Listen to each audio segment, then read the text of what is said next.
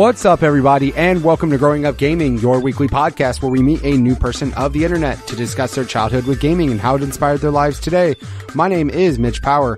Again, thank you guys so much for returning each and every week to the show. I hope you're subscribing there on iTunes or Google Play or YouTube or Spotify or one of the many ways you can get the show. And if you are, I greatly appreciate it. This week on the show, we have our guest. His name is Peter Ortiz. I met this man with the help, I believe, of MMG Mike on Twitter. He was a former guest of the show, and he was nice enough to send me a couple people to have a chat with. So I reached out to him, and he was very nice enough to share his time with me and share all the stories with me. If you guys want to be on the show just like he was, go ahead and send me a tweet at MitchPower1116 on Twitter or at the podcast Twitter page, which is at GUG Podcast on Twitter. Without further ado, let's get things started with Peter Ortiz. Do you remember what initially got you started playing games? Was it a family member? Was it a friend? Was it something you saw at a store? Like, what got you started? Well, I got started back around sometime mid to late 1990. I was about 3 years old. My older brother, who was about 22 at the time, because there's a large family gap between my older brother and myself. He brought the NES over for us to play because it was me, my mom and dad. My younger brother, however, was a baby. So my older brother, he gave us the NES, and my first games were Super Mario Brothers / Duck Hunt, and I was hooked. I used to play that every day until when I started going to school. Then I didn't really play as much because my mom wanted me to focus on school. I started kindergarten around that time. And then after that, as the years passed by, I would play different games. I would play Super Mario Bros. 3, play Punch-Out, play Tetris, Mega Man 3. There's so many Contra. There's so many great classics on the NES that I played when I was a little kid, and that was practically my start. My favorite part of all of that is when you said focus on school. It's kindergarten. It's kindergarten. It's kindergarten. It's not like you're doing trigonometry that early. It's hey, we're going to go learn about colors and shapes, and basic 1 + 1 is 2. Nope. Get off those video games. Those are going to prevent you from having the truest education. I mean, good for her, though, because obviously education is very important. Not shitting on that. As a parent, I'm yes, education is important. I just love the fact. Focus on school. I'm learning 1 + 1, Mom. What the hell? I can't play Mario because I'm learning basic math? Okay. That's practically how it was. Right. Yeah. The huge age difference, though. Holy shit, bro. That's a big... So, hold on. So, how many brothers and sisters do you have? I have 2 brothers. Okay. Both of them from the same mom, but my older brother has a different dad. My younger brother and I share the same dad. Okay. So, but I mean, 22 and you were 3. That's a big difference, dude. I mean, a lot of the times I talk to people on the show who have brothers and sisters, and if it's 1 or 2 years difference, it's cool because you're pretty much into the same things, right? Very rarely does one person highly stray from the other person as far as their common interests, just because you're so close. It's almost just like having somebody in your same class, you know what I mean? Very close to that. Dude, you're 3. You can't do anything, and your brother's 22. So, it's cool, though, that he introduced you, because obviously, he, at that time, fully could buy whatever he wants, because he has a job, and he's an adult, and can do what he wants. And he was married at the time. Didn't have kids yet, but it wasn't until one of my older cousins would come over, every once in a while, and he would bring a game over just for us to watch and play. And my cousin was the one who actually taught me how to get really good at video games at a very early age. And every time I would watch him play, I would just pay attention because I'm oh, I see him do this and that. I had struggle playing this game or that game, and I would just marvel at how good he was, and I just kept playing the same games every day just to get better. And at the time, we were poor, so we couldn't really afford so many games. So we just had to keep playing the same games until we were able to afford another game. And yeah, it's just the whole like family aspect for me was just ridiculously crazy, but I loved it. How old was your cousin compared to you? Was he pretty much similar age then? He was about like 6 years older than me. So, I mean, at least closer than, 19. My older... Yeah, 19-year closer to me than my older brother. I also like how, in a way, he was like the person you aspire to. You're just like, I just hope to be good at like him one day. Like, that's all you, like, just hoped and everything. So, yeah, I mean, it was a, like I said, the big age difference and everything. So, you had kids, like, so your brother got you the console. Yeah. You had the cousin who was 6 years old. Was he around often enough to where he would kind of play games with him on a regular basis? Yes. Okay. So, like, that was kind of your, I won't say brother, but at least that was a closer, because like I said, your other brother's like married, gone, kind of living his own life, doing his own thing. So, and then my younger brother, when he was finally like able to play video games, oh boy, I have a lot of stories about him.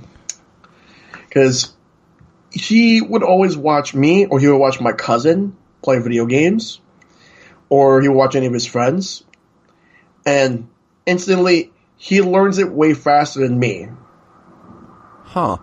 Just like naturally it just comes to him quicker, basically. Yes. Yeah, some people are like that, dude. Some people are just good at everything right away, and especially if you've been working on it a long time, that can be quite frustrating. Like, for whatever, like my family, for whatever reason, I'm just naturally good at most games in general. Not like I'm pro level, but like, for example, card games. Right. Just like simple, weird, like card games. Like, they're like, hey, we should play this card game. And I'm like, okay, cool. As soon as I understand the basic rules of it, I just start winning. And my family gets real pissed because they're like, hey, you just learned this game today and you're beating all of us. That's not very cool. So that makes sense. But when it comes to certain games, though, I still get my ass stomped in. Like basketball games, my buddy came over. He's like, hey, we should play basketball or like 2K. I'm like, yeah, I've played NBA Jam. Let's play 2K. And then he wipes the floor with me and I feel useless. So I still get humbled definitely once in a while and everything. So he was just kind of naturally good at games. Yeah. So that was fun. Did you actually play? I mean, so around this time though, was this still NES or was this Super Nintendo that you were kind of like evolved up to? Actually, I evolved up to the Genesis first. That's fine. I did too. Yeah. Not pro Genesis. I mean, we did get a Super Nintendo later on, but like I had like what made me want to get a Genesis was one certain little blue hedgehog. I wonder who that is. I don't know. It's some random little like obscure game I like to call Sonic the Hedgehog 2. Oh man! I mean, did he have this cool friend with him that like had like could fly because of spinning his back tails? Is that what it was? Yeah. Oh, okay. Tails. Yeah. Yeah. No, but seriously though, Sonic the Hedgehog 2, like that was my introduction to the Genesis because my introduction to Sonic was commercials, but oh yeah. What really got me into Sonic was both cartoon shows that came out around the same time. Like, there was one on the weekdays, Adventures of Sonic the Hedgehog, back in '93, and then you have one on ABC on Saturdays, which is called Sonic the Hedgehog, but we called it SatAM because it's Saturday Morning Sonic.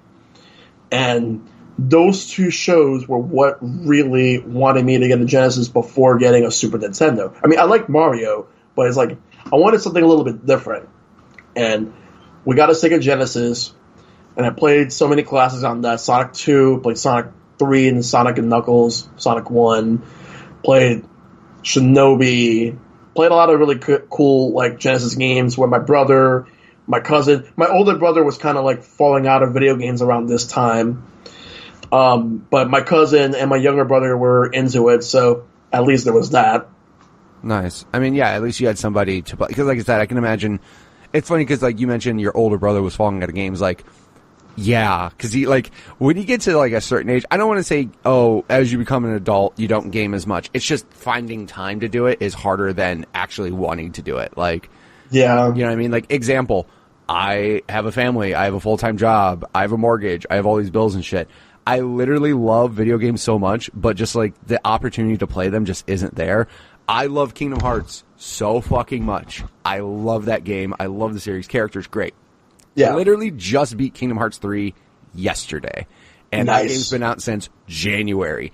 You would imagine if I love it so much, I would have, like, fucking taken time and done all this and put time aside and beat it.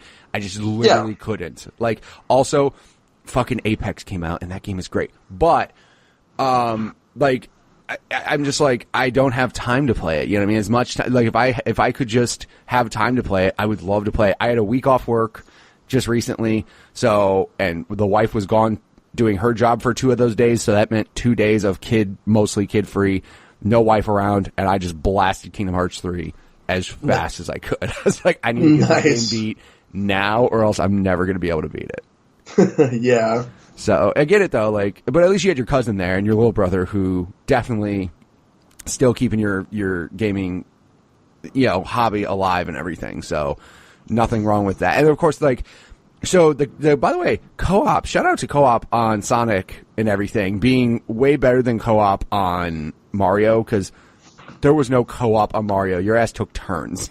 Well, not yet. But like, we'll get to the co-op in Mario later on. Right, that fake-ass co-op where it's like, here, your turn. No, like, you actually, for Sonic 2 and 3, you actually played at the same time, which was great. Yeah, exactly. And at that time, like, I just was really hooked with the Sonic series, to the point where, like, I was pretty obsessed with it around that time. My brother and I would get a lot of other Genesis games. We would rent from Blockbuster. We got a Super Nintendo with Super Mario World. We got a couple of other games, which I still have some of the cartridges to this very day. Some of which I picked up later on, like through retro conventions, which I'm still trying to do. I'll get to that later. But, yeah. When I got my Super Nintendo, I played it a lot with my brother. We started with Super Mario World. We got a couple other games.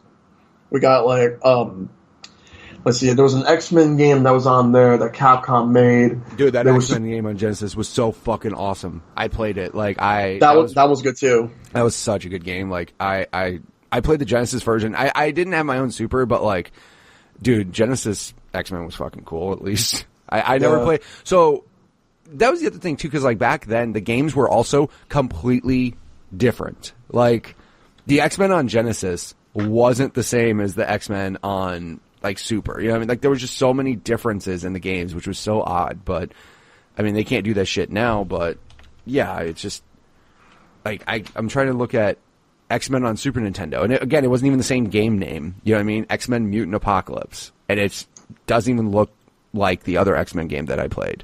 Yeah. So, now here's where I get to when I first realized when a game was really, really bad. And it does involve the X-Men, and it involves Spider-Man. There was a game called Spider-Man and the X-Men in Arcade's Revenge. I played that game on the Genesis, and oh my god, that game was so fucking awful but we were stuck with it for a few days because we rented it from Blockbuster. But at least you rented it. You didn't get stuck with it. But yeah, like those licensed games back then, man, were either hit or miss, and sometimes they were a big fucking miss. They were, and it showed. Like, this one was like the first one that I realized that it was bad, and I've played NES games like Who Framed Roger Rabbit and The Karate Kid, and I knew they were bad. I didn't think they were bad at the time. I know they're bad now. Right. But here's another example, and this one's an NES game. It's called Muppet Adventure Chaos at the Carnival, and yeah, it was published by High Tech Studios or something. Jesus. That game was so bad, I'm surprised the Angry Video Game Nerd has not reviewed it yet.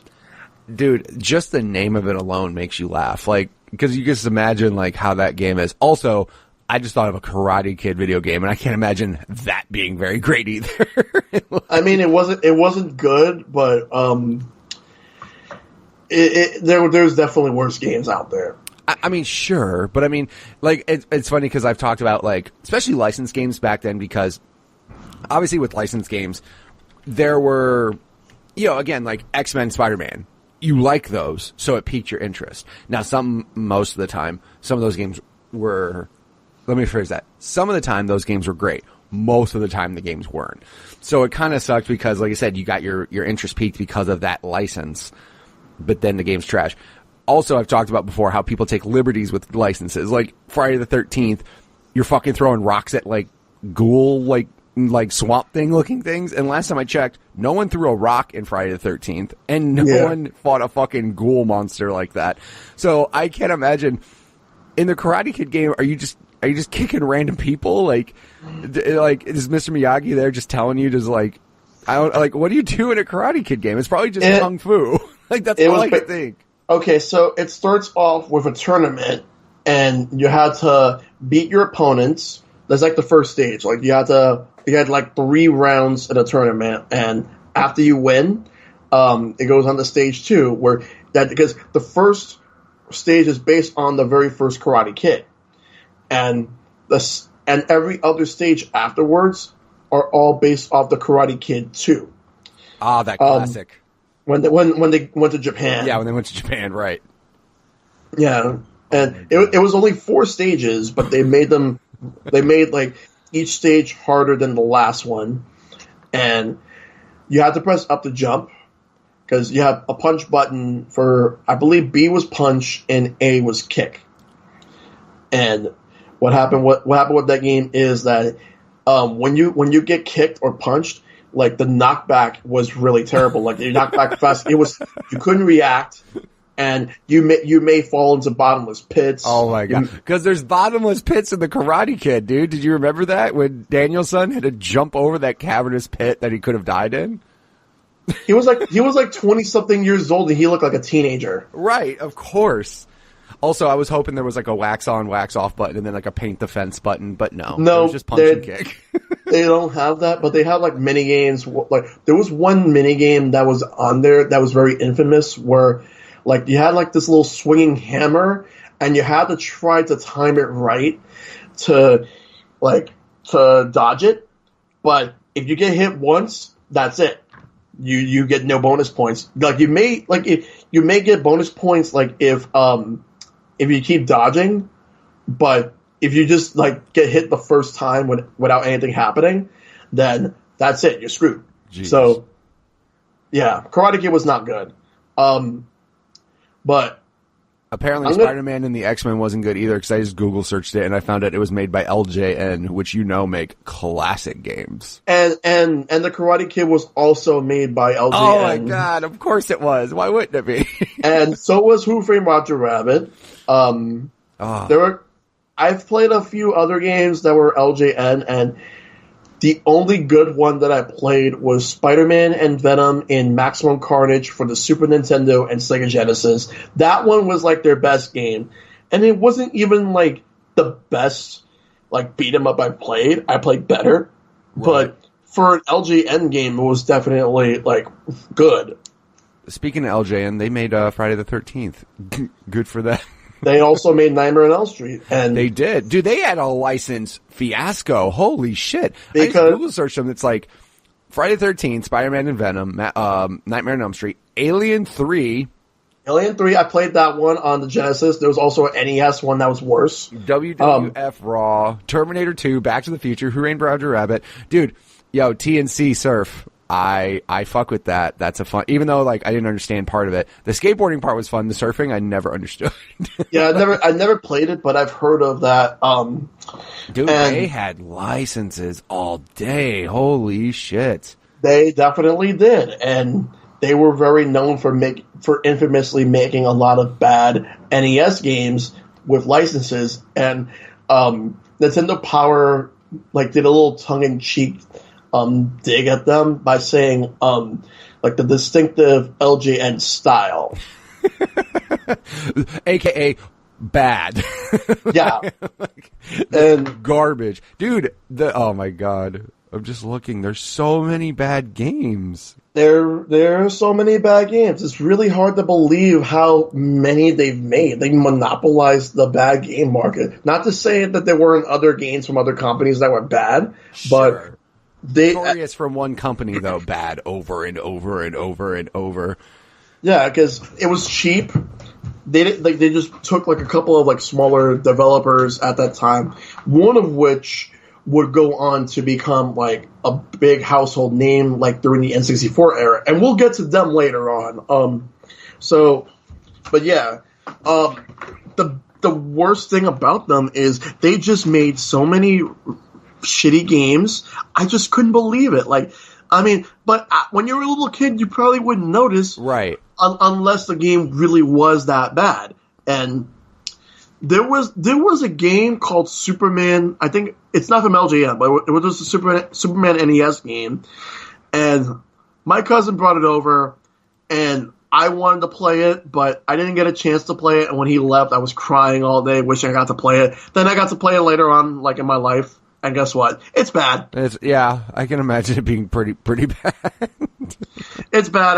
I'm like, yeah, I cried for nothing when I was a kid. I didn't know better. Well, anyway, also, I mean, yeah, when you're a kid, like you said, though, when you're a kid, it's just excitement of a new video game. You don't realize who makes the game, because like back then too, it wasn't like I won't say the video game industry, quote unquote, was not known, but like it just wasn't as, dude, now like people know developers and directors and voice artists, and like now the industry is an industry where you actually know all these things. Back in the day, it's just like it was just there. It was just, hey, here's a Friday the 13th game. Yep. Yay. Didn't know. Also, there weren't like credits really to tell you who the fuck made any of these things. Yeah, there wasn't Twitter, so they had a voice. They were just some nameless machine that made video games. Yeah. And like that was just how it was at the time. We just had to figure out we had to figure out like what games you wanted. Like the only way you knew which games you really wanted were if you took a chance and went to Blockbuster to rent some games out to see if there was anything worth getting. Right. Or like if you had a subscription to a couple of magazines such as Nintendo Power or EGM, anything like that. And then they'll tell you which games you should get and which games you should not get. Then that will tell you like what games you will want. Especially when they hype some games up. Though there have been times where there have been games you thought were going to be great that were hyped up, and they end up not being like as good as they should have been. Especially if it was a sequel to like a long running series or popular series or whatever. Right. And it happens all the time. Yeah, it's kind of, I mean, again, like back then though, we also had to go off of magazines and the back of a box, which didn't show gameplay. There wasn't, like, there were reviews of games, obviously, in like Nintendo Power and EGM and that type of stuff, but like, it wasn't a common thing. It wasn't just like something like, oh, I'm going to go on Twitch and see how this game looks. It's just like, the back of the box could be quite deceiving. Yeah. Because like, or the front of the box, which by the way, some of those cover arts looked far better than the game could ever, even in your imagination with what they put on screen could look. Like, some of them were just so misrepresented, but, now that, like, you could go on the internet in 2 seconds and tell if you like a game or not, or if you think a game is bad or not. Like, you could figure that out way easier now. And the opposite is true as well. Like, you could have a game that has a really bad cover art. Like, the most famous one out of all of them that I could think of is the very first Mega Man game. It's horrendous. Like, it's that cover art. The fucking guy's holding a gun. Like, not an arm cannon. It was wearing like blue and yellow, and then you see like some palm trees, and you see like this weird like castle or something in the background. That and it had absolutely nothing to do with what Mega Man was supposed to be. From what I've heard, the story about this is that after the game's success, because originally they thought about just making the game Japan only until the game was successful. Then they decided, well, in Japan, they decided to bring it over here to the United States, and it had they rushed the cover art because they like, oh, I want you to make the, like they hired an artist like, I want you to make this art for this game and I want it done by tomorrow. Right. So they just paid it like 6 or 7 hours or so, and then they released it, and the game did not do well in the United States. Like the original Mega Man did not do well in the United States here. Shocker. I wonder why. Because people got cover art went, this looks fucking whack. I'm not watching this. I'm not playing this. It's a miracle that we actually got more, like, because the series really took off once we got Mega Man 2, which is one of the best games of all time. Right. But Now I can talk about the Mega Man series for a little bit. I'll tell you my first Mega Man game. My first Mega Man game is Mega Man 3 on the NES. One of my uncles gave that to me for my birthday one year, and I kept playing it. I didn't beat it at the time that I played it because I didn't really understood it as much, because it was the first game that I played where you got to go and choose whichever boss you want to go for first. Right. And the first open world game. I'm just playing. Well, just that choice. Well, you had your choices. Like, then when I found out that the whole series was basically like that, I'm like, well, that's the appeal. And now I'm gonna jump ahead a little bit to when I started going to arcades on a regular basis, like at least once a month. I became very obsessed with arcade games in the mid-90s. And you could thank 3 companies for this. Konami, Sega, and the biggest one of all, Capcom.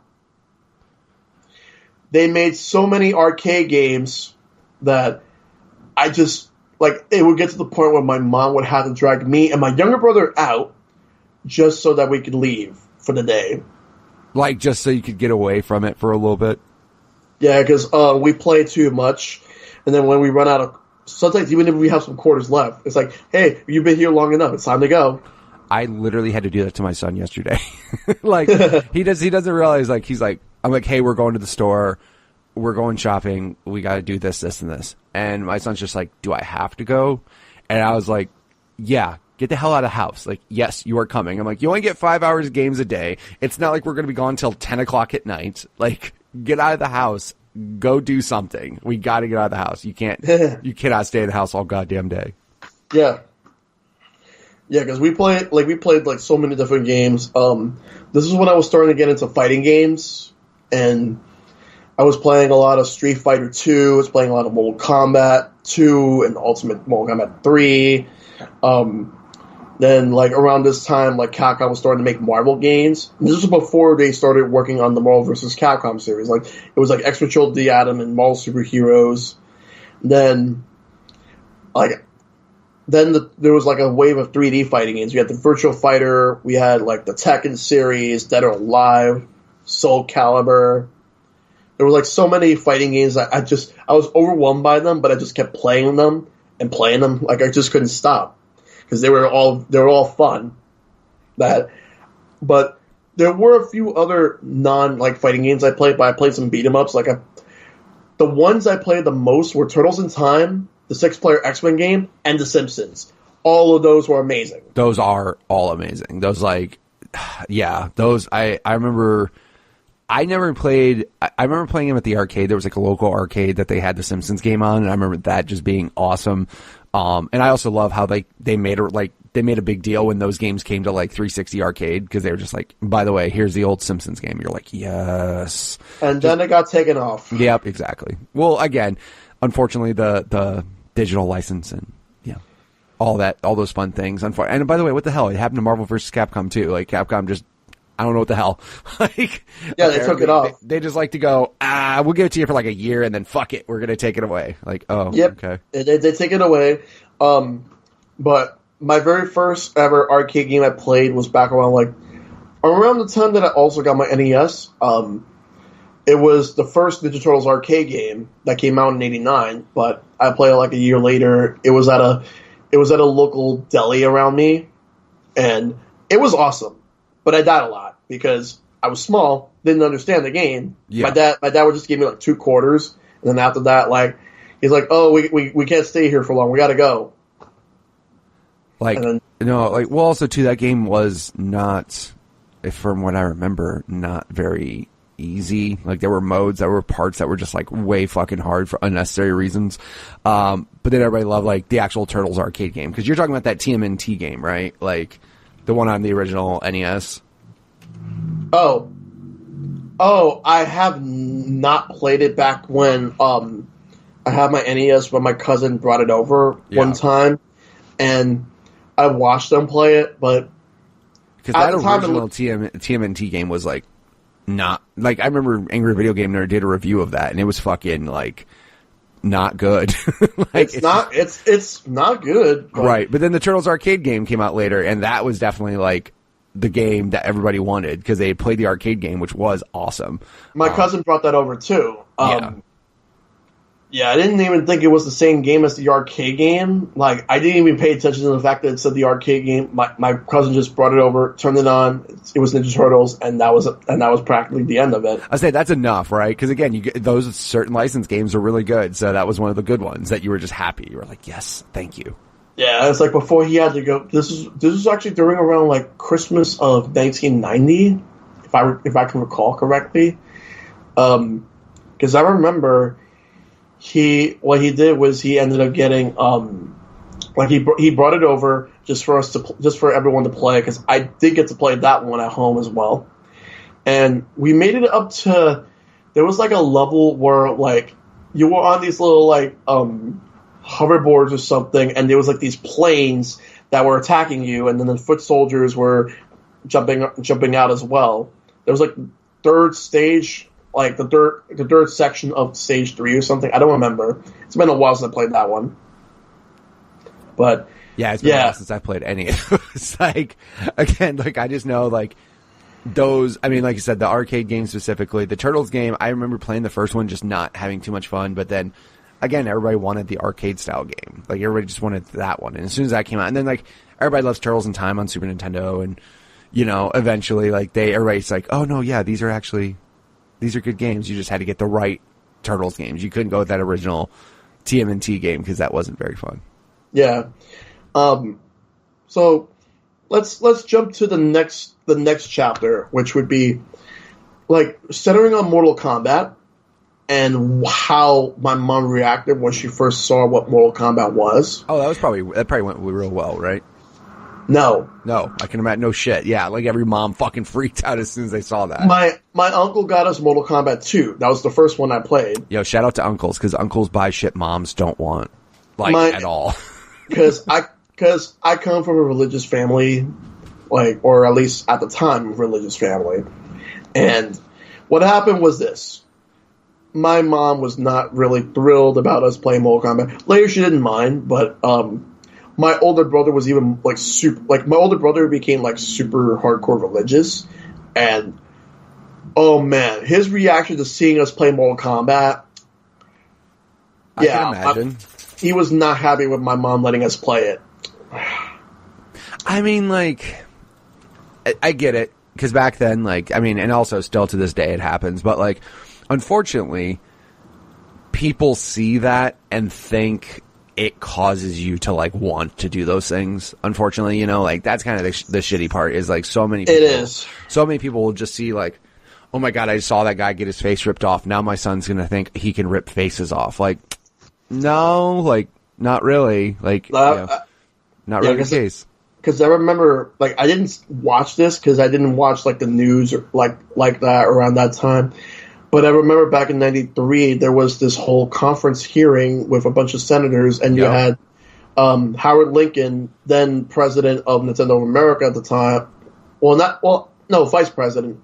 And then you had one of the vice presidents of Sega of America, and it was definitely a big deal at the time because Mortal Kombat 1, and that was also Night Trap. I never actually played Night Trap around the time when it was new because I didn't know it was Sega CD, but my uncle had a Sega CD, but he didn't have Night Trap. But there was like so many controversial games that were starting to pop up more and more around the same time, and when we finally got the ESRB ratings, right? Yeah, that's when things became a lot more easier for my mom to see like what type of games I should get. Like she didn't mind us getting games that were rated T, but we rarely got any games rated M outside of Mortal Kombat because it was mostly E and T. I didn't really start getting that many M-rated games until like later in the PlayStation, N64, and Sega Saturn life cycle. Well, also too, I mean, mature rated games weren't as common, I would say, as they are today. You know what I mean? Like, mature rated games are definitely a lot more common now, only because now gaming is not just considered like a kid thing. Right, it's everybody plays games. Like, literally everybody plays games now. So I think now that gaming's become more acceptable and more adults play games than they were previously. Not saying adults didn't. Obviously, there were mature rated games, so adults were playing games back then. But I just think now that it's become more mainstream and more acceptable to be a gamer, quote unquote, instead of being like, oh, you play video games and you're an adult, why don't you grow up? Like, that really isn't said too much anymore, unless you're a prude and then fuck off. But, like, back then, there weren't too many mature rated games, because I remember that being a big deal. Like, if a game was mature rated, you were like, that was like like, I wouldn't say a problem, but like, it was almost looked upon like R-rated movies. Like, a lot of people avoid the R rating to help be more mass appeal, right? So that way more people can go see it. Most games, like, back then weren't mature rated, but also, even if they were mature rated, like, they were very few and far between. Obviously, some of them went hard into the mature rating, like Mortal Kombat did. Yeah. But then some were like barely. I remember there was a Jurassic Park game, a Rampage edition that came out for Sega Genesis that was straight up a mature rated Jurassic Park game, and you're like, wow, check this shit out. Like, they went full on into that mature rating, whereas the original one was T rated. Like, it wasn't. You know, it was teen, and then the next one they were like, no, we're going fully into this, and they went mature rated and had a lot more blood and stuff, but very rarely were they actually like trying to go for that mature rating. Like, a lot of times they weren't. Yeah, because I remember like just playing a lot of different games. It was mostly E and T, but I can't remember the next mature rated game that I played, but I do remember like when I started noticing that mature rated games were becoming more common. It was around the time when the original Xbox came out and PlayStation got Grand Theft Auto 3. Yeah. Because I remember from in 2002, like, from what I can recall, at least like 75% of the games that were on the original Xbox were rated M. There were very rare like games that were rated E. And it was mostly like games that were rated like M, some T, but more M.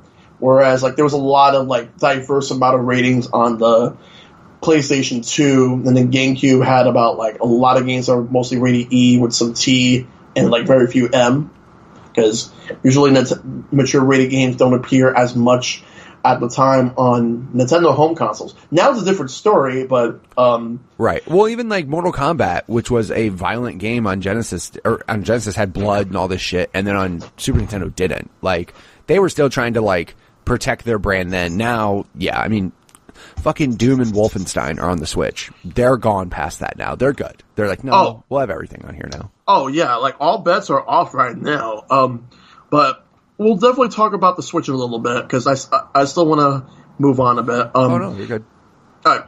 So, in the Christmas of 97, I got a Sega Saturn for Christmas.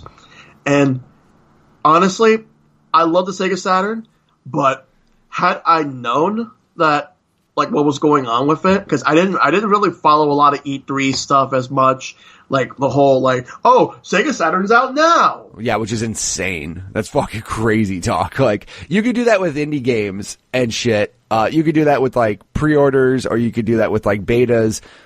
Think about a whole fucking console just be like, real quick, it's out right now. Like, the difference was that, like, at least now, it's like a lot of these companies plan in advance. Whereas, like, Sega, it just happened out of nowhere to the point where only select few retailers got it, and the ones that didn't, like KB Toys, for example, not only were they angry that they were left out, but they refused to carry any single Sega game. And from what I've heard, even to the Dreamcast era, they still refused to carry Dreamcast. The first time they started carrying Sega games was when they went third party. And that was crazy. Like, Sega just screwed the pooch with the Sega Saturn, and as a result, I mean, it did well in Japan, but outside of Japan, no. Yeah, and also you can't piss off retailers, because that's a bad idea. Because, like, it's not like, now it's different, right? Like, you have a digital platform where you could just get your games directly to your consumer. back then you had to rely on those retailers for everything. There was no way for you to, and I mean, internet shopping wasn't really, it was becoming a thing, but it wasn't there yet to where you could just go on Amazon and order a Sega Saturn. It's like, no, like if that was your local game store and they were like, fuck Sega, I mean, you kind of didn't have a choice. You didn't have any other options really. It was either you would have to get yourself a PlayStation or Nintendo 64 at the time. Right. And the thing about that also is that I would have got either one of those over a Saturn, but I didn't think about that better. Like, we did get a PlayStation, we did get a 64, and I'm gonna be honest, this was actually that generation was actually like my least favorite generation. I mean, there was a lot of classics, but I felt like we kind of jumped the gun on 3D at the time. I think we kind of rushed it because I was honestly hoping for at least. And I apologize for the sirens. Like, yeah, don't worry, City. people listening in your car. That's on the podcast. That's not by you. Don't worry about it. Anyway, so no, because back in those days, I wanted more 2D games, but more advanced 2D games where it looked a lot better than what you would see on the Sega Genesis or the Super Nintendo. Right. But everybody was going to 3D. But there were some companies that still made 2D games, like Capcom still made some 2D fighting games, like even making the Marvel vs. Capcom games and the Street Fighter Alpha, Street Fighter 3 games. But other than that, it was mainly like companies like Nintendo just was full on 3D for the 64, and Sony even had a rule back in the PlayStation 1, and it also carried the PlayStation 2, where Sony hated 2D games. Sony was notoriously known for hating 2D games around that time, like from PS1 and PS2. What happened was, unless the game had enough content to warrant it, they were trying to block 2D games from being on PlayStation 1. Capcom was not happy about this because they wanted to bring Mega Man 8 and Mega Man X4 over to the PlayStation. What happened was, Sony in Japan it was no problem. It was North America and Europe that was the problem, and Sony said, "Nope, we're not allowing you to bring those games over here." And you want to know what Capcom was like? They were like, "Yeah, probably pissed." wait, listen to this. Capcom was like, "If you don't allow us to bring those games over, we will not be bringing Resident Evil 2 over to the United States and Europe." Which obviously Resident Evil was just so ridiculously big. Yeah, because at the time Resident Evil 1 was a smash hit. Right. And Sony knew that Resident Evil 2 was going to be an even bigger hit than the first one. So they caved. They allowed Capcom to release those games. In the case of Mega Man 8, because that game was celebrating Mega Man's 10th anniversary at the time, they wanted the PlayStation version to do what the Sega Saturn version didn't, and that was make like a bigger booklet. Like the instruction booklet would be a lot bigger and thicker to have like more stuff in there, including like all the Robot Masters from the original games up to that point, as like a way to celebrate the series' 10th anniversary. So basically, Sony can say that they have something that Sega didn't have at the time. Right. And I'll be honest about the PlayStation 1. I originally thought that the system was going to fail the same way the 3DO and the Atari Jaguar did. But there was one game that made me realize, oh shit, I guess this thing is here to stay. And that game is Final Fantasy VII. Yeah, just a little bit, right? I mean, Square, I think that was when you saw Square put all of their eggs into that PlayStation basket, that's when you kind of knew. I mean, again, like, now we know Square is like this giant RPG company, and obviously people knew what Square was back then as well, right? You know, you had played Final Fantasy and you'd played Mario RPG and, you know, all those games on Super Nintendo, but then for them to just straight, like, pretty much abandon Nintendo that generation and just go, no, we're going PlayStation, that spoke a lot. People call it to be like the biggest betrayal in gaming history because the thing about it is that Final Fantasy VII was going to be on the Nintendo 64, but because Nintendo decided to stick with cartridges instead of going with discs, because they were not really sure if this were going to be the future. And what happened was, because at the time Nintendo was pretty arrogant, coming off the Super Nintendo, and what happened was that I found out that it would take so many different polygons just to render the Bahamut as one of the monsters, like one of the biggest monsters. So, and they would have a hard time running with frame drops on the 64, but they felt that if the game would have been on discs, it would have been a lot easier. So what happened was, Square decided we're going to have to bring this and every game that we're making to the PlayStation, because we can't use cartridges. And then the Japanese chairman of Nintendo, Hiroshi Yamauchi, at the time, said that he swore that Square would never ever make a game on any Nintendo console ever again. He was hurt. Such a bold thing to say and such a bullshit. Like when people say never ever will we do this, dude, stop talking. If they offered to bring games back to you, you would say yes. Don't get all high and mighty. But also Nintendo wanted cartridges so bad because they could also control everything about a cartridge. You had to pay Nintendo for the cartridge and the license and all that. So them making, because discs were so much cheaper and stuff, but they were no, we're sticking to cartridges, because at the time they also thought, hey, we can still control this market, not realizing it bit them so hard in the ass when everybody was discs are cheaper, we're going to PlayStation, and we can put more on here, and there's better quality audio, we're going to PlayStation. And that console generation, 64 again had great games, but compared to PlayStation, I felt they just got their face kicked in. Yeah, they did. But now I'm going to tell you how I got back from Sega to Nintendo. So, in 1998, late 98, my brother was watching some TV, because obviously we would watch cartoons, during that time, because as we were getting ready to go to school. And there was one that started around this time, in North America. It already happened in Japan, about a year or so. And we were both hooked on it to the point where we wanted to get back in Nintendo. And what series is that? Pokemon. Yeah, yeah, Pokemon for sure. That got people, well, I wouldn't say it got people into gaming who weren't, but that was definitely the game that would, if Pokemon wasn't around, who knows how successful Game Boy would have been. Yeah, from what I've heard, that in Japan and North America, and to a greater degree Europe as well, Game Boy sales were declining, even though Nintendo released Game Boy Pocket and all that, but Pokemon was what saved Game Boy. Yeah, I mean, again, I don't know.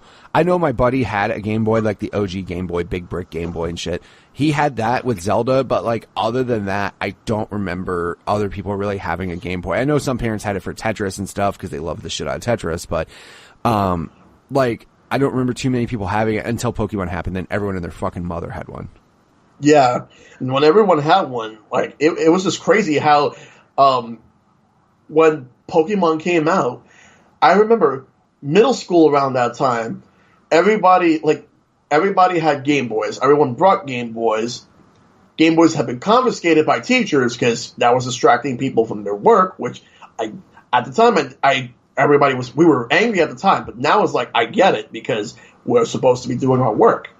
But we kept playing, we got the cards, we had toys, we had other Pokemon related stuff. That shit took over people's lives, dude. Yes, it did. It took over my life. It took over my little brother's life. It took over a lot of lives for kids back in that era. Because back in the 90s, there was so many things people were into, but Pokemon was the number one biggest thing that was on kids' minds right now. It was just crazy. Nintendo had a gold mine with Pokemon. They knew what they were doing with it. They knew how to make Pokemon huge here. And they did the best job they possibly could. I mean, Japan, it was a bona fide hit, but The reason that it was a hit in Japan is because of the rumors of the 151st Pokemon, which was Mew. And that increased sales. Here, we had the anime, we had everything. They milked the merchandise for all it's worth. They did. Oh, and you had your Pokemon pillowcase and backpack and pencil and folder and every shirts and shoe. Like, yeah, Pokemon was fucking everywhere. Yeah, everyone had like different things. I've seen some people with T-shirts. I've seen people with posters. I've seen people with like hats and all that stuff. But everyone had a Game Boy of each kind. But it did bring a bad memory because I remember like my Game Boy got stolen, and with Pokemon Blue on it. Because at the time we only had Pokemon Blue. We only had one Game Boy. We had to share it. Got stolen. Then we ended up getting another Game Boy. With this time with Pokemon Red, and I ended up getting my Game Boy back because they found like the Game Boy that was stolen in my school, and that kid got in trouble. I would hope so. I won't go into details as to how he got in trouble, but let's just say he knew never to steal again. And after that, got my Game Boy back. So now we had two Game Boys. We ended up getting a link cable, and my brother and I would just trade Pokemon until we have them all. That was practically it at that time. Like Pokemania was huge. It was amazing. Absolutely. I mean, I remember Pokemon, like, for a while there, like, I was all about Pokemon. I was into the card game. I actually got which I later thought about being like, wow, this is really bad. But I got a job at, like, a comic book shop helping out with, like, the Pokemon tournaments. The card game stuff, like, not video game, but, like, all the card game stuff. And they would pay me in store credit. And then later in life as an adult, I realized, wow, I was basically child labor. I was off the books helping out, getting paid in store credit. It's fine. It was, just a little illegal, but I didn't care. I was getting Pokemon cards every Saturday. Like, I would show up to the place I was already going to anyways, helping out people that were cool and nice, and I would get paid in Pokemon cards. Yeah, I was cool with it. Yeah, the Pokemon card game was a big impact on my life because I used to go to a lot of big Pokemon tournaments for the card game for like at least like 9 or 10 years. Right. My younger brother still does it to this very day. Like, he travels place to place, participating in like the state championships, regionals, nationals, worlds. Then they have so many other tournaments as well. My brother goes to all these places. He's really that good. And he manages to make time to go and participate in all these tournaments. And it's his passion. It's his life. He even met his girlfriend through that, which is amazing. Nice. See, Pokemon bringing love to people. Yep, that's how it is. Like, there are people who say, "Oh, that's not how true love is." Well, you don't know until you actually experience this yourself. Go into Pokemon tournaments and you meet somebody that will end up being the love of your life. But also, real quick too, man, people meet doing things they love all the time. It just happens to be Pokemon was the thing that brought them that. You know what I mean? Like, people meet all the time doing like, oh, I met at, karaoke, or I met playing video games, or I met at a sporting event, or, I mean, if you happen to love something, so what? Who cares what you're doing? You find somebody at a similar thing that you like, and you happen to get together. Big deal. Like, I don't get why people like, oh, you met your wife, like, oh, you met him playing video games. That's weird. Well, no, you met yours at a Cubs game. That's weird. Like, you know what I mean? Like, everybody has, they'll meet people at different events just based off the things they like. So, exactly. But yeah, so now I move on to 2001 when I finally got my 64. Yeah, it was late, but when I finally got my 64. And then I got myself the very first Super Smash Brothers. I was hooked on that one as well. My brother and I would play that every single day because that was like our most played N64 game at the time. And it got to the point where, like, I wanted a GameCube. GameCube was coming out. But I didn't get a GameCube until, like, summer of 2002. And when we did got a GameCube, my first game on that was Super Smash Bros. Melee. Second one was Sonic Adventure 2 Battle because we didn't have a Dreamcast. Because I got a funny story about Dreamcast real quick. I wanted one, but when I was going to save up for one in 99, my uncle got us a PlayStation 1 for Christmas. And then, like, 2001, we got, like, a N64, so... And then by the time that we were going to save it for a Dreamcast, Sega was like, oh, hey, guess what? We're not going to be making games for Dreamcast anymore. Done. We're done. We're going to be making games for PlayStation 2, GameCube, Game Boy Advance, and Xbox. Right. They just split that, instead of having the actual hardware, because they were just like, no, we're done hardware. Software's going everywhere. Exactly. Like, instead of, like, all their games on one place, they split a lot of their games across multiple platforms. Right. So if you wanted all your Sega games, you would have to get all those platforms. I never actually owned Xbox. Just GameCube, PlayStation 2, and Game Boy Advance, and that's it. They were in that generation. Sega going into the original Xbox so hard because they like had Jet Set Radio, they had Sega GT, like there was a bundle that Xbox sold that had those games with it. So like there was Shenmue, there was like games that went to Xbox that just straight, because again I felt like Microsoft had a relationship with Sega doing some of the online infrastructure and shit for the Dreamcast. So I think like that relationship right there, plus Xbox being new to the market and just trying to get anybody to make shit for their console because they were the new kid on block. Sega, bring all your shit over here, and it's crazy because some of those games never even came to PlayStation. But like for the first 2 years of Sega being third party, Sonic was exclusively on Nintendo until Sonic Heroes. Right. Sonic Heroes was on everything, but the worst version of that game was on the PlayStation 2 because it ran it was choppy on there compared to GameCube or the Xbox, which were more powerful systems, but PlayStation 2 had the games, so... And also the cell, like the base install, because being able to watch... Seriously, that thing being able to watch DVD movies as well was another big plus.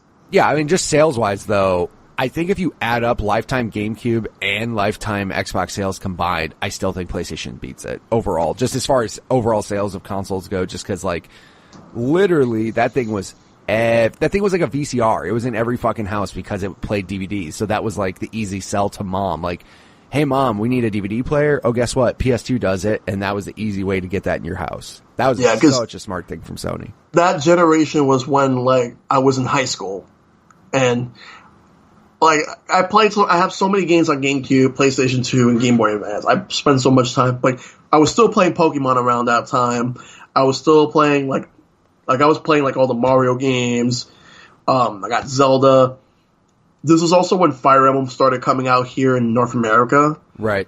And I started getting into that. I got the Mega Man Anniversary Collection on GameCube, and... that was when I got to play some of the Mega Man games I missed out on playing, and it was how I actually started getting into Mega Man more and more. But, I'm obviously a Mega Man fan, of course. Just a little bit, right? That's fine, though. There's nothing wrong with that. I mean, but also, too, I'm trying to think, because obviously Mega Man, that was still, they had Mega Man Collection on GameCube. Pretty sure. I don't remember. I think later on it came out on PlayStation, but I do remember a Mega Man Collection coming out because around PS2 GameCube time, I worked at a video game store, so I remember that being a big deal. Yeah, Mega Man Anniversary Collection. Yeah, that was also on the PlayStation 2. The Xbox. It just came out later on, I guess. Yeah, it was GameCube first, and then. Dude, holy shit! It was out for almost a year on GameCube before it was out on PS2. Or no. A year later, it came out on Xbox. It came out GameCube and PS2. Yeah, then Xbox later. Almost a year later, though. That's fucking crazy. Oh, yeah. I've had some good memories for games, but some bad memories were, basically getting backstabbed by people you thought were friends, having games stolen, which sucks, but what can you really do at the time? I mean, you live and learn, unfortunately. I had a guy who... I think I've told this story, but I had a friend I let borrow a game, right? Okay. It was Wild 9 on PlayStation, which it was a crazy game, but I had a lot of fun with it. Let him borrow it. Weekend goes by, he's not there at school on Monday. I'm like, oh, that sucks. He's probably sick.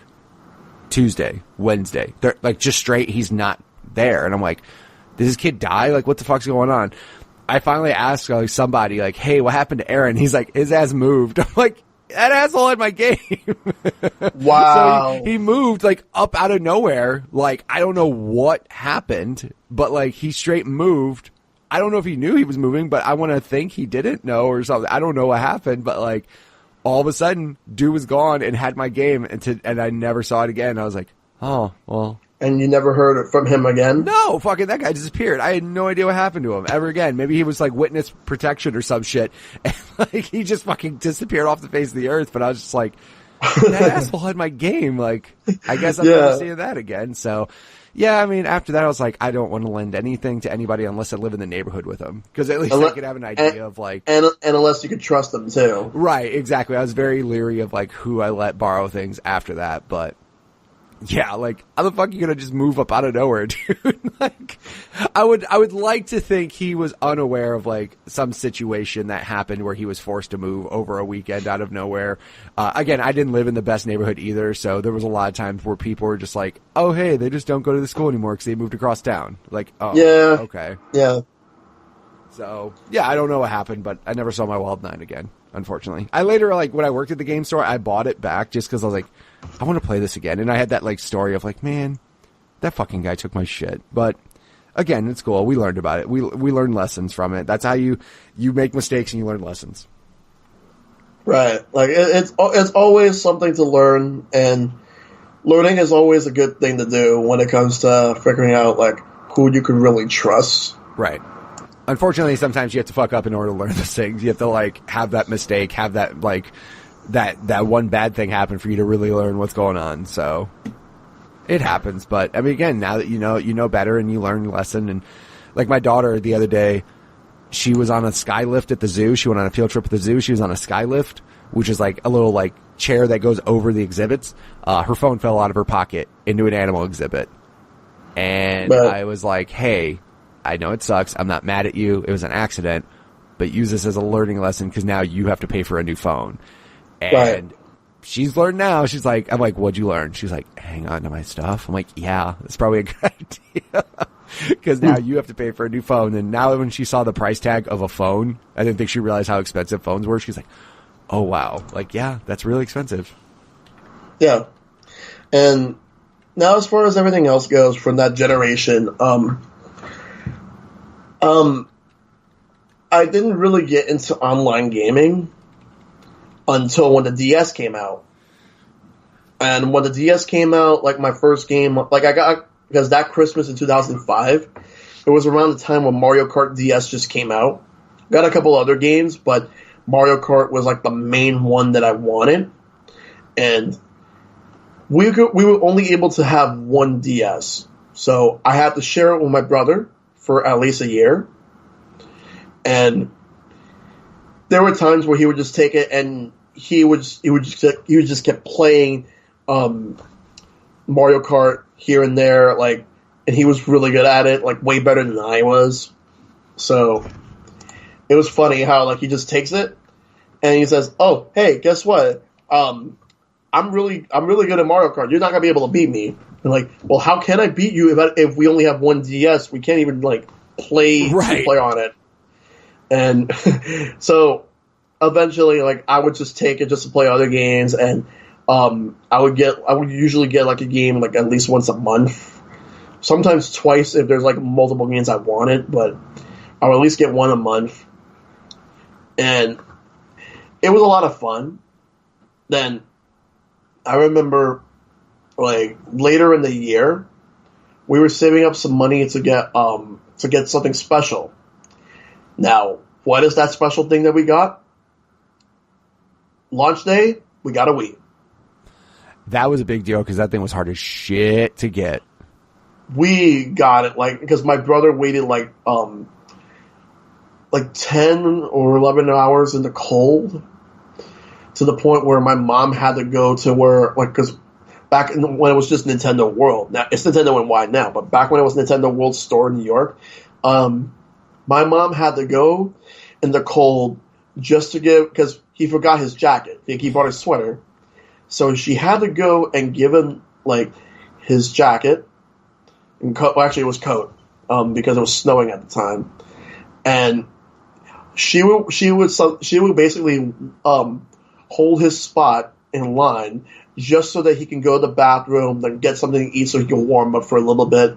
And then afterwards, they waited. And then when they finally got in, and then they got the Wii, they got a couple of games. One of the bigger games that he got was Zelda Twilight Princess, since that launched from the system. Right. We didn't get to play that the first night because we played Wii Sports, and then after that, had to go to bed early since I had school. I was at college the next day, so had a very early class. But once I got home, we just kept playing the Wii. We got Red Steel 2, which was not good. We got There was such promise of Red Steel, though, man. There was such promise of it's the whole not samurai. a good game. No, it's not. Again, it's not. But that promise of man, samurai game using the Wii remote as your sword. This is going to be amazing, and then it just didn't really pan out as well. Yeah, I never really got to finish Twilight Princess, and eventually I will. Right, but. Oh, don't worry. They'll have some HD remake come out for some 10-year anniversary or some shit on Switch, and then, well, they already did an HD remake for the, no, never mind. They'll have some version come out for Switch eventually. They will. Yeah. The first time I ever lined up for a game on release was actually Pokemon Ruby and Sapphire for Game Boy Advance. I would line up every once in a while for different games. Right. But the first time I've ever done a midnight launch, because the other games were day launches. The first time I ever did a midnight launch was for Super Mario Galaxy at Nintendo World, and they had an event outside and inside. Outside, they had a DJ playing some music, and they had a lot of different stunts going on. You could one of those bouncing they had those little bouncing platforms or whatever that you could actually go, and there were people just walking around with a bunch of Wii stations on their back so people could play some Super Mario Galaxy. And you could go inside, play the game in the store, or you could play some of the virtual console Mario games that were there. But my main reason for being there was to get Super Mario Galaxy, and when you get it, you would get a special commemorative coin for just getting the game there, as well as a pin. And then I got that. I played some Super Mario Galaxy when I got home. Well, actually, no, I didn't. I had to go to bed, but I played it early on before my class, and that game is phenomenal. That game is amazing. I felt that, unlike with Super Mario 64 and Sunshine, I felt that game was a lot faster paced, and there was a lot more to do for me. It left a really big impact for me. But unfortunately, during that time was when one of my favorite uncles passed away, and some really bad times happened. But Mario Galaxy got me through it. But other than that, that was when my family fell apart, and I have not seen my cousin that helped me get into video games afterwards. I don't want to get into the details, but I will say this. It's gotten to the point where now it's he's done. We don't talk anymore. Wow. Yeah. Sorry to hear that. I mean, hopefully it might even be gaming, but I hope one day something will bring you guys back and everything. Because again, it's, gaming can be the thing that can bring people together. It could also be the thing that helps people through tough times, because a lot of people will play games to escape whatever's happening to them in the real world. So, I mean, I'm not going to ask you to get into details because, obviously that's on you. But, it'll, eventually things end up working out. Eventually things, things will eventually get better. Obviously it does take time and everything. But, I mean, maybe one day games will actually bring you guys back together or something. I don't know. You'll see, though. It'll happen eventually. Around the same time, we got an Xbox 360 because my brother wanted to get Halo 3. And he got that. He got Call of Duty 4. He got Gears of War 1. So many games on the 360. And so we kept playing that. So basically that generation was basically just me playing on Wii, 360, and DS. We got a PSP later on. And a PSP, which I barely used.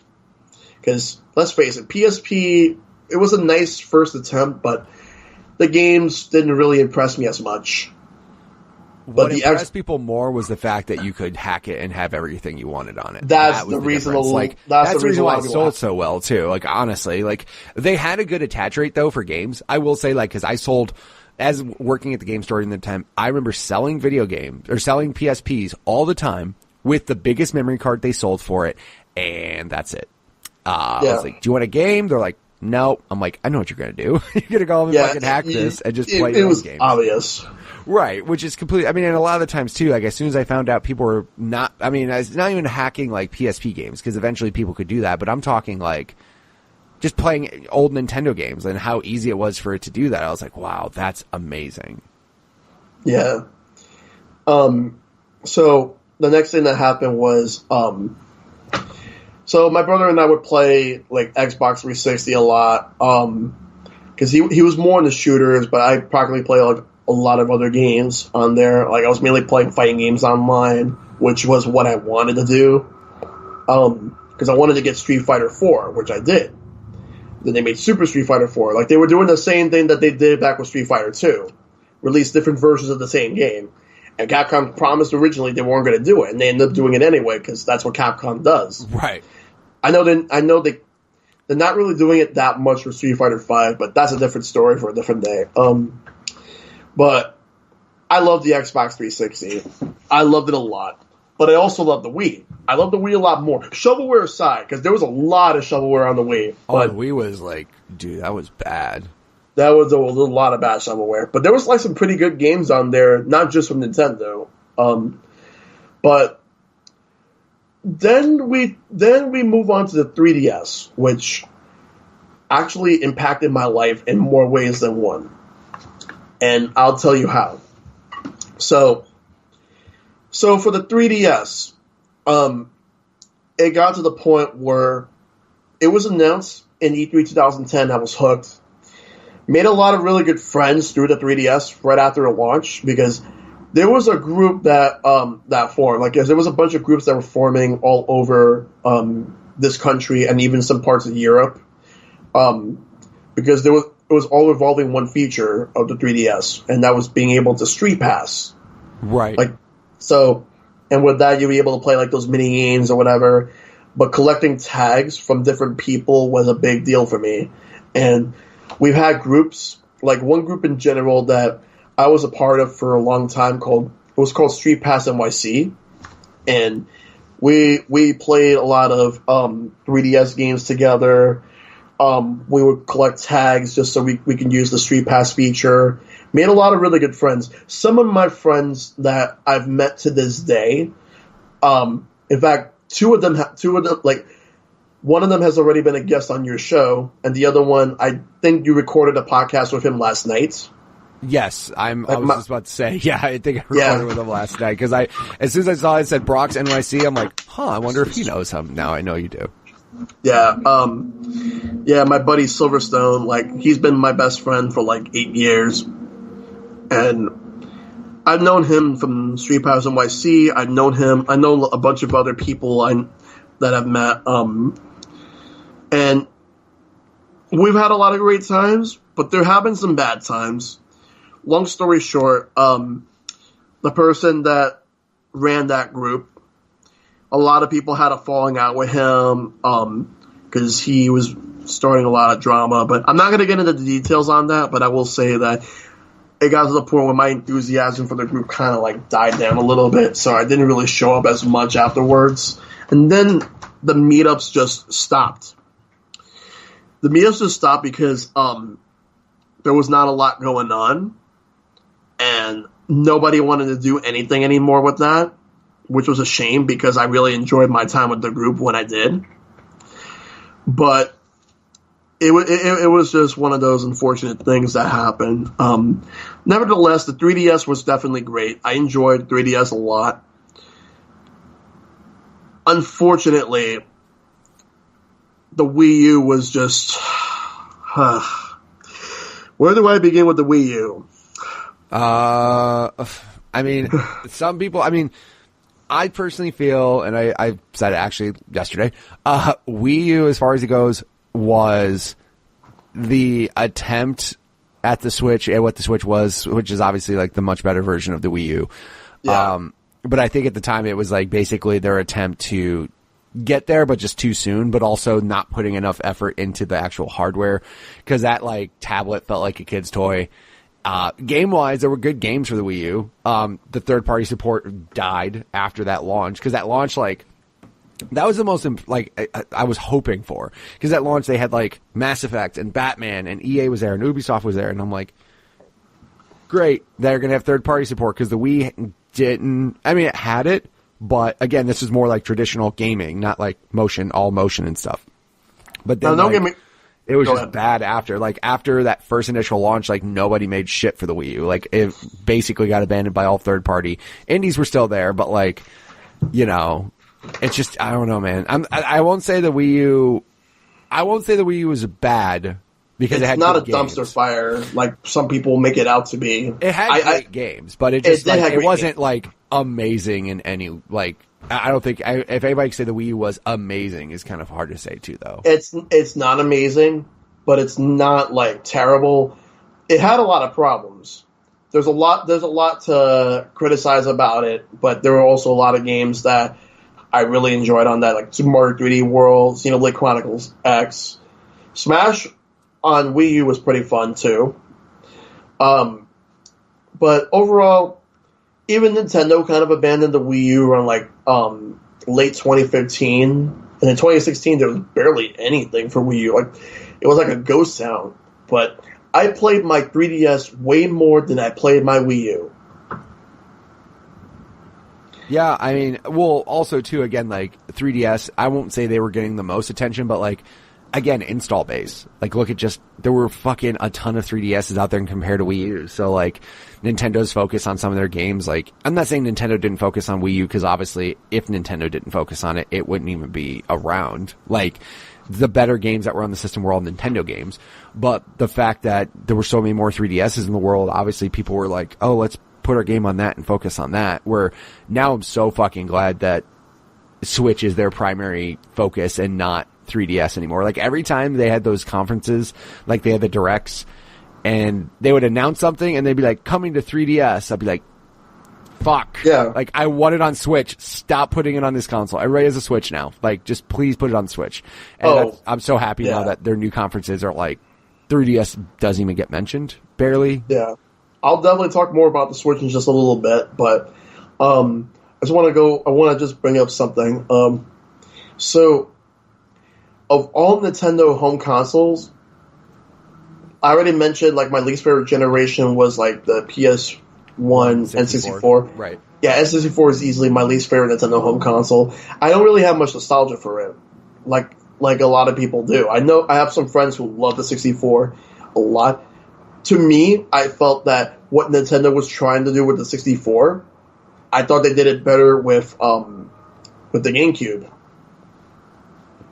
Yeah, no, GameCube by far was, in my opinion, a better system. Like, I obviously 64 had its bumps with like PlayStation kicking its face in, but then when they started getting more third party support for GameCube, and just obviously they learned a lot of their lessons, and they learned, like, okay, we need to go to discs. Okay, you know, I won't say the controller was like a problem on 64, but like making a more universally accepted controller with not having like different ways to hold it, you know, like, no, let's just make this controller. And I think obviously I feel GameCube was definitely a better console. Yeah, GameCube was definitely a better console, but the 64 had like gains from Rare, and Rare was one of the companies that LGN contracted to make games for them back in the day. And now it's like, and then Rare was like a household name from like the late Super Nintendo to the entire N64 era. Like making Banjo-Kazooie, made Conker's Bad Fur Day. And the one game they made that is easily one of my most hated games of all time is Donkey Kong 64. I fucking hate that game. Because I streamed that game, and I rage quitted the final part of the final boss because fucking it was a Chunky Kong, like because Chunky Kong was last, and then you fought King K. Rool, and he was boxing you. And then he would disappear. You had to time it right just to hit him a few times, but I couldn't get that because the worst part about that is that if you died, you lose all your lives on that. You would have to go all the way back to the first part of the final boss, and I couldn't take it. I was doing it for like 5 hours, stuck at that final boss fight. It was torture. I fucking hated that. I am never playing this game ever again. Fuck it. I only had that type of moment with Ninja Gaiden for Xbox. I just couldn't. I'm convinced nobody could beat that game just because I literally played it, and it's just so fucking hard. And I got to a point where I'm just like, I can't. Like, I have to play other shit. I'm getting way too pissed off at a game, which now I don't get that upset with games anymore because I'm definitely managed my anger quite a bit better. But like, that game was the first game I threw a controller on. Like, fucking flat out chucked a controller across my apartment. I was like, wow. Fuck this game. Done. Because like, I remember Alma. Fuck her. I would fight her. I would get to a point where I'm like, all right, we're cool. I'm gonna beat her. And then she'd do some next level shit I've never seen her do at all in the 100 times I played her before. And then I'd die. Whipped a controller across. Thankfully, Xbox had that breakaway cord. Good shit. Mm-hmm. Thankful. But no, like, that was the one game I just like never got a chance to beat. And it's just, I can't even think about trying to play that game now. Like, fuck that. I'm not doing that. But yeah, I mean, that's your Donkey Kong. I 100% of Donkey Kong 64. Like, I got everything in that game because that was the one game I had for 64, and like, I didn't have a problem with it. But then some people could say the same thing about Ninja Gaiden. They're like, "Oh, I beat Ninja Gaiden." I'm like, "Fuck you! I don't know how. Fuck that game. I can't do that." Yeah, I don't have the patience. And there are people who want me to play that again, 100%. I'm like, nope, I will not. Yeah, I mean, it's again that's the one game you're just like, we're good. I don't need to play this ever again. I'm fine. No. Yeah. There are a few other games, like Mega Man X6 is another one. That's the worst Mega Man X game I've ever played. There are people who say that X7 is the worst. No, X6 is the worst because at least with X7 they were trying something new, but X6, what happened was the level design was so bad. It was the game was rushed beyond belief. Like, it was not even supposed to exist. X5 was actually supposed to be the last one, but they decided to make X6, and they just rushed it. There was no redeeming factors about this game. It was so stupid. And when Capcom released the Mega Man X Legacy Collections 1 and 2, I'm like, no one's going to buy the second one because it has like two mediocre games and 2 really bad games, whereas the first one has 4 amazing games from the X series. And I'm like, X6 is so bad. X7 is bad too, but nowhere near as bad. Yeah, I mean, like you said, and sometimes that happens too, where like certain games come out and you're just like, yeah, this will be good, and then the other games come out, and I'm trying to think of a game that a sequel came out and I was just like, yeah, or like, I'm surprised games get sequels, because sometimes that happens too. Sometimes a game is so bad in your opinion, but then it comes out the sequel and you're like, how the fuck did that happen? Yeah. I'm trying to think. I can't think of anything off the top of my head of like games that were just really, well, never mind. I was going to say Destiny, because I fucking hated Destiny. Like, I just didn't think Destiny was fun. But again, that's a whole different thing now, because now games as a service, games get better over time. I remember playing Destiny 1 and just saying, this game is fucking horrendous. My brother loved Destiny.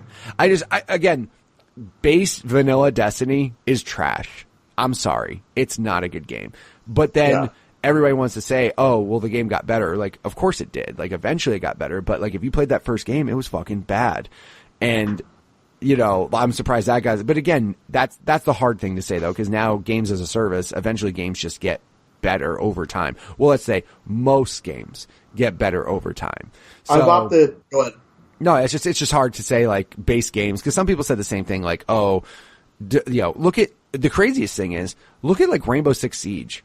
When that game came out, like, I don't think too many people gave a shit about it because it wasn't a fully fleshed out game. It was just like weird. Now it's like one of the most popular multiplayer games out there, just because over time it got better. Yeah, they added more stuff to that eventually, and now it's like it's huge now. Right, and it's crazy to think that like a game that came out years ago, it's just continually getting updates, and now it's just getting better and better, but that's how games are now. Like, back then, a game could come out, there was no updates for it. If a game fucking sucked, it fucking sucked forever. It definitely did. And I opted for PC gaming over getting a PlayStation 4 or an Xbox One. Though I would like to get a PS4 just for exclusives. Like, I want to get God of War, I want to get Spider-Man, and a couple other games. But I invested a lot of money on Steam. Yeah. Steam it's sales. Easy too. Yeah, I was going to say, it's real easy to invest a bunch of money into Steam when they have all those sales. But now here's the next thing. I have an obsession right now, and my obsession revolves around the Nintendo Switch. I got mine on launch day. Mine came from Best Buy, through ordering online, because pre-orders were sold out for most places. And then when pre-orders were open again for Best Buy, I originally had a Target pre-order, but I canceled that after I made my Best Buy pre-order, because Target was going to give it to me the week after it launched. I didn't want to wait a week after launch. I wanted the day it came out. Of course, nobody wants to buy a new console and wait a week. Exactly. So and even then, I was on the fence with Target because I was worried they might cancel my order. So I decided to go with Best Buy. And then I was worried that Best Buy was going to cancel my order. And then they told me that that it was being processed. And then as it was getting closer to release, it said that it was shipped. And I'm going to be getting it on launch day. So I did.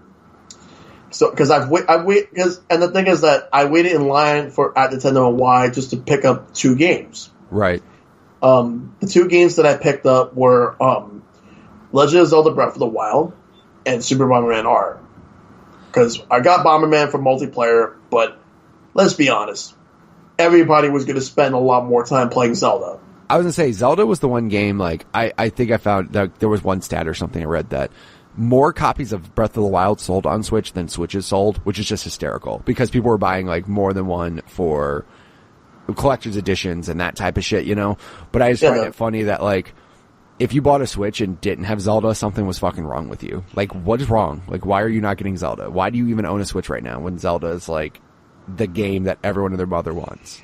There are some people who just aren't as into Zelda games, or at least it's. But that console, when it came out though, that console, its best game was Zelda, and there wasn't a whole lot. Then obviously Mario Kart 8 Deluxe came out and all that shit, but that system at launch, its main thing was Zelda. Unless you were a fan of 1-2 Switch, which get the fuck out of here if you bought that console for 1-2 Switch. I didn't even get that. No. No one does. I'm saying, if you had Zelda, if you had a Switch and didn't have Zelda, there was something wrong. You're like, what? What's wrong? Why don't you want this? The only way I would have got 1-2 Switch is if somebody gave it to me for free. I'm not buying that game. Sure. Even if it's cheap, I'm not going to buy that game. Yeah, no. Like I said, it could have been a pack-in game, and that would have helped. I won't say helped, but I mean, it would have made some people enjoy the system at least, because they had something to play right away. Because again, Wii came with Wii Sports, and that shit blew up, and everybody loved that and everything. If they did the same thing with 1-2 Switch, they could have done it, but I would disagree with that. I think that Snipper Clips would have been the better choice for the packing game. Yeah. I mean, Snipper Clips is a fun game because that is one of the games I do have on Switch, so that is definitely a fun game. As far as it goes, either game shows off the console, but I think 1-2 Switch, just with the HD Rumble and all that stupid shit that they tried to do, I think that was the game. But again, milking cows. Yeah, milking cows, bro. And shaking the cubes, man. You got to shake the ice cubes. Shut up. Yeah, shake the ice cubes. So stupid. Okay. No, but Zelda Breath of the Wild sealed the deal on the Switch for me. I was gonna get it at launch anyway because I wanted to be one of the first to have it of my friends. Mm-hmm. But Breath of the Wild just made it so good, and I was so glad they decided to make that one the launch game, and then Odyssey come out later. But Breath of the Wild came out, the Switch came out as well around a really bad time in my life. I'm not going to get into what happened with that, but I will say this. Breath of the Wild, easily one of the most impactful games of my life. But I'll get to the next impactful game of my life later on. before we eventually finish this. But Breath of the Wild, love the game. Is actually my favorite game of all time. People will be like, well, why is it your favorite game of all time? And I'm like, well, there's so much you can really do. There's the story is. I actually really like the story a lot, even for a Zelda game, just for any game, period. I mean, the combat could definitely be a little bit better, but I felt that, because, let's be honest, no game's going to be perfect. There will never be a perfect game. Yeah, everybody can find a flaw in something. There's no, I mean, perfect is all subjective. But there was definitely a lot for me to do. I beat the game within 130 hours. Jesus Christ. Yeah. Because to be honest, I if I wanted to, I could have beat the game far longer than that. But the thing is, you're in Hyrule. You didn't want to leave. Right. You didn't want the game to end, and then when it finally ended, I still got to do the DLC. But when the game ended for me, it was like, man, what a game! The only major other criticism I have for the game is the final boss fight was pretty easy. Yeah, it wasn't that challenging or anything. It was just kind of weird. I remember beating it and going, "Oh, that's the final boss." Okay, and I was just like, "Huh, that was." I won't say anticlimactic, but it was just kind of that wasn't terribly hard. Though, the final boss is what I mean. The actual, end thing. Anybody who's beaten that game knows what we're talking about, but, exactly. It's just weird, because, that was the ending. I can tell you, I just beat Kingdom Hearts 3, and that ending fucking got harder and harder and harder and harder. They didn't give a shit, dude. I was that's the type of game I was well, I know I'm playing a Japanese RPG because this final boss is getting insane. This is getting ridiculous. Yeah. But, so here's a game that really impacted my life. And this is going to be a more serious one. Earthbound. I played Earthbound on Super Nintendo. I still own the cards to this very day. Even though I also have it on Wii U, 3DS, and the SNES Classic because I wanted to support the game. But that's neither here nor there. But Earthbound came out at a really, really bad time in my life because I was being bullied so much to hell and back. And no matter what I would do, even if I try to stand up for myself, they'll be a lot worse to me. They were fucking assholes. They just kept beating me up. And nobody did anything about it. I actually had some really nasty thoughts in my life. I just wanted to find a way out, but then I had to talk myself over, and I'm like, no, my life's worth living. Stick to it because things will get worse, then they'll get better in time. Earthbound helped me with this. Playing Earthbound was like therapy. I love the game so much for that because it got me through one of the worst times of my life. And honestly, I'm forever grateful for Earthbound. I'm happy to be here, talking to you, talking to all my friends. It's an amazing time. Yeah, I mean, again, that's what I was saying earlier, is games can get you through some rough times and everything, and, it's a good thing that was able to be there for you at the time when you needed it. I mean, people out there have those certain games that, get them through a really, really tough time. Obviously, glad to hear it got you through that, because obviously, that's a bad look. Nobody likes to think those different types of things, but exactly. I mean, it getting you through the tougher times. I mean, everybody has those games. There was a point in time where I wasn't thinking the same things you were, but I was just in a bad look, not in a good space and everything. And I remember, again, weird game, but Max Payne 3, came out, and it wasn't oh, this is the greatest game ever, but it was just playing that got my mind off of a lot of the bad things that were happening around me. So, yeah, I mean, people have those games, man. And if it happens to be your favorite game because of that, nothing wrong with that. Yeah, definitely nothing wrong with that at all. Seriously, though.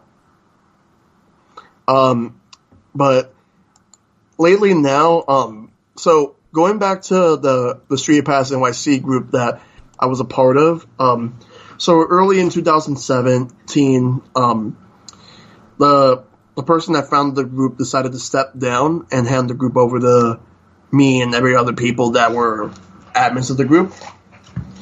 And what happened next was we took the group and we decided to rebrand it to a Switch group. So we would call now Switch and Play NYC. And we recently just celebrated our 2-year anniversary a couple of weeks ago. And we decided to use this like 2 years ago as a way for people to come out and play Switch games together. We would play games every single week. And the most popular games being Mario Kart 8 Deluxe, Splatoon 2, Super Smash Bros. Ultimate. There'll be people playing some random games as well, but it's always a good time. We have a lot of really good memories. We got a lot of really good friends out of this. We've done a lot of really good stuff. Made some really good connections. But it's definitely one of the best times of my life, and I always look forward to every time we all meet up. So, if anybody out there listening, if you have any groups that you're a part of, then make sure to cherish every single moment you have. That's all I can say about that.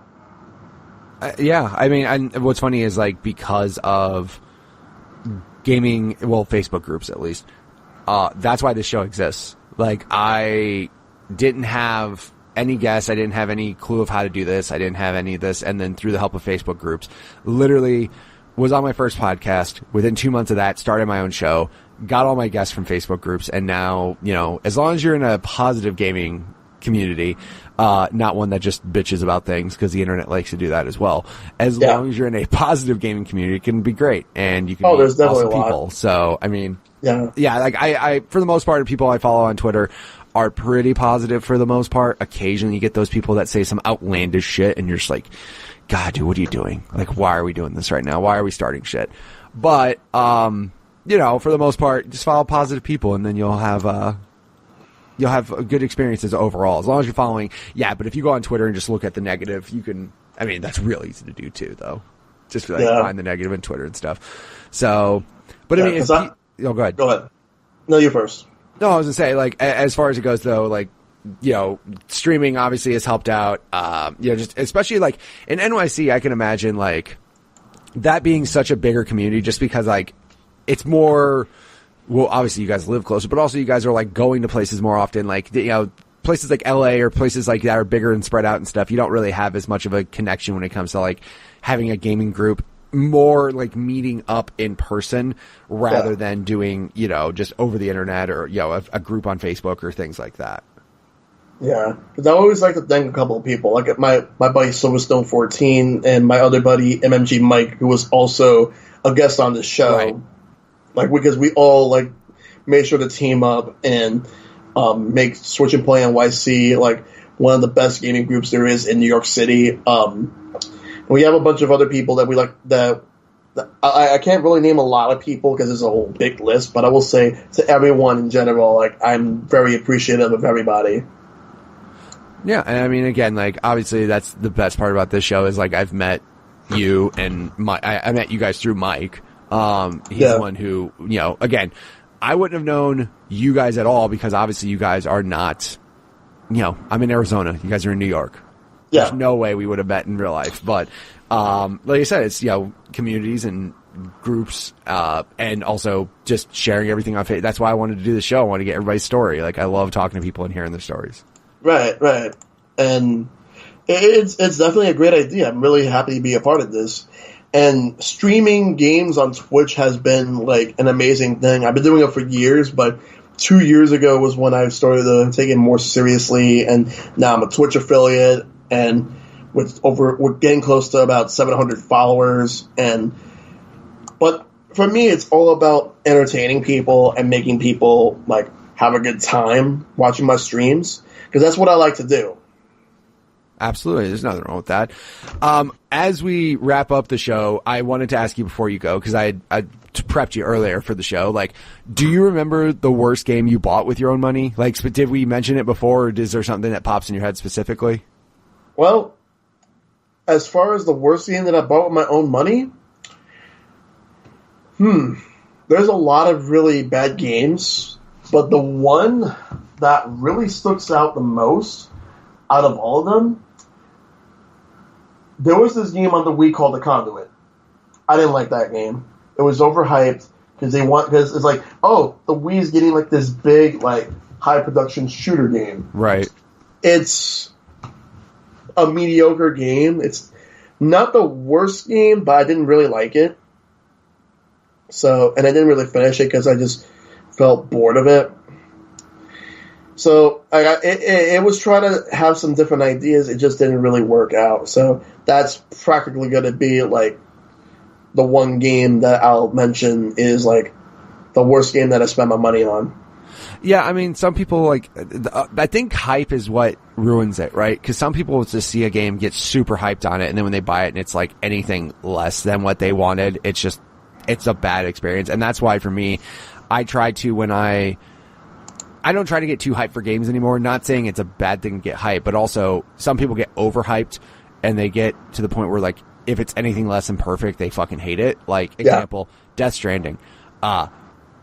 The way that people talk about that game, it will never live up to the hype that people talk about that game. Like it's probably going to be a disappointment. Fucking expectations, please, and then let that game come out and form an opinion. But like people think it's going to be like the greatest thing ever, and I'm like, please just don't do that. Just fucking see a thing, say it's cool, and then just live your life, and please don't think like it's going to be the greatest thing ever. So, I mean, again, It could come out and be great, but some people overhype it, and then that one person will be like, I'm disappointed with it. Like, what the fuck did you expect from this game? Like, did you expect it to cure cancer as well? Like, what are we doing right now? Yeah. But, yeah, just don't get overhyped for games, and, you know, just if you see something like it, and then just go on media blackout and enjoy it. Enjoy it yourself. Don't let other people form your opinions too, because that's also not very fun. Exactly. If people wanted to check you out on the internet, where would they go do all that? You could find me on Twitter at Shellshock Prime. Same thing with Twitch and Instagram. All Shellshock Prime. Like, so if anybody want to watch me stream, be sure to check me out on twitch.tv/ShellshockPrime. I stream primarily Nintendo games, but I'm open to playing games from other platforms every once in a while. So if you like what you see, be sure to drop that follow. And, of course, I'll have links in the show notes for all of the above. So if you want to check out any of the things he's doing, you can feel free to check it out there. All right. All right, dude. Thank you so much for being on the show. I really do appreciate you sharing all of your stories with me, man. Thanks so much. Hey, thank you for having me. And again, thank you, Peter, for being on the show. Guys, if you want to check him out on Twitter, go ahead and follow him at ShellshockPrime. Of course, you can also check him out on Twitch at twitch.tv/ShellshockPrime. Again, guys, if you want to be on the show just like he was, send me a tweet at MitchPower1116 on Twitter, or at the podcast Twitter page, which is at GUG Podcast on Twitter. Of course, we also have the YouTube show channel, should say. Just go there, GUG Podcast there, and of course, the Facebook group Growing Up Gaming, and the website GUGPodcast.com. Guys, thank you guys so much for listening to the show. Again, I met Peter through the help of MMG Mike, who was nice enough to show me more people who have interesting stories to tell. And again, this is why I do this show, because one person tells a couple friends, and then one person tells more friends, and it sounds like a pyramid scheme, but it's not. I'm not making you sell anything, I promise. I just want to talk to people and hear their stories. So again, don't forget to subscribe on iTunes for new episodes each and every Tuesday. This going live actually is going to be very close to the 2-year mark of my show. So again, without your guys' support and you guys listening and sending me all your ideas for guests, I wouldn't have this show. So again, thank you guys so much for listening. I appreciate it, and I will catch you guys next week with another new episode. See ya.